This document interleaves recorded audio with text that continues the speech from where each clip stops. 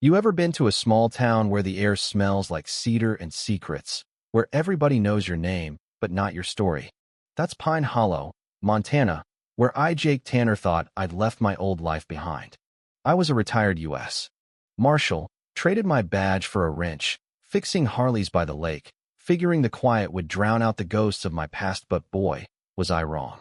It started one chilly morning when I saw Emily Carter, this 15-year-old kid at the bus stop, leaning on her crutches, her auburn hair catching the dawn like fire. She was tough, you could tell, but three punks led by Ethan Caldwell, the mayor's cocky son, were circling her like vultures. "Clear the sidewalk, Gimpy," Ethan sneered, knocking her crutch to the ground, books spilling everywhere. I was just across the street, my '78 Harley idling, and something in me snapped old instincts, maybe. I rolled up, cut the engine, and stepped off, my boots crunching gravel. At 68, I'm no spring chicken, but those kids froze when they saw my eyes cold, steady, the kind that don't blink. "Problem here, boys," I said, voice low, like I was sizing up a fugitive. Ethan puffed up. "My dad's the mayor, old man." I just stared, let the silence choke him. "Bus is coming. Help her pick up her stuff now." They grumbled, but they did it, slinking off like scolded dogs. Emily looked at me, half grateful, half embarrassed. "Thanks, Mr. Tanner," she mumbled. "Call me Jake," I said, handing her the crutch.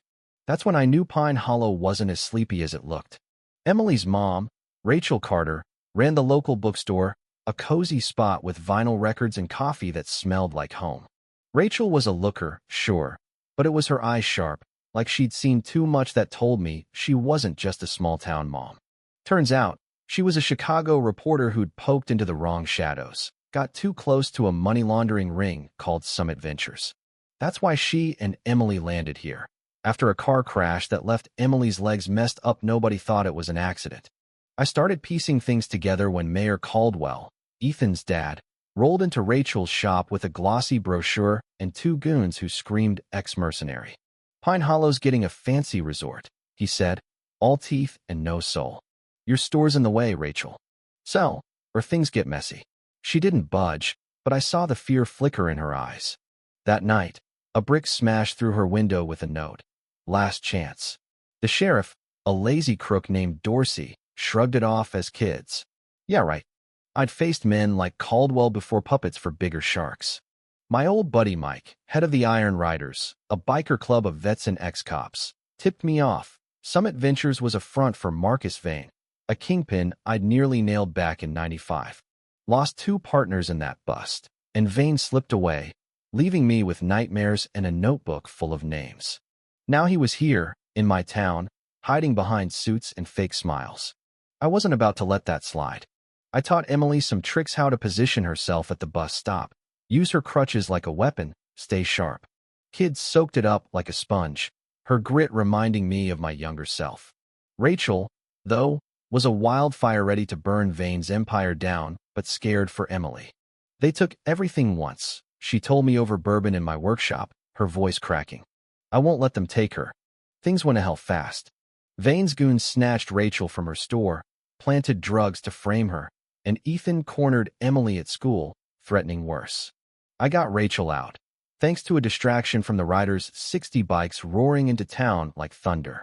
We hit Vane's marina operation, caught his drug shipment on camera, but he was slippery, always one step ahead. He went for Emily, figuring I'd break. Big mistake. In a dark ravine, with gunfire popping like firecrackers, I faced him down. "You're done, Vane," I said, my Colt steady. He laughed, blood seeping from a shoulder wound. "You're still chasing ghosts, Tanner." One shot, one zip tie, and his empire crumbled. Feds swarmed in, Dorsey was cuffed, and Caldwell vanished into the wind, but not for long. The riders don't forget. Pine Hollow's different now. Rachel's bookstore's a town heart, Emily's teaching kids how to fight their fears, and I'm no lone wolf anymore. Those two are family, the kind you choose. But as I watch the lake at sunset, I wonder, did we really win? Or is someone like Vane still out there, waiting? What do you think? Can a town ever stay clean? Or is justice just a pause before the next fight? Drop a comment, share your take. I'm listening.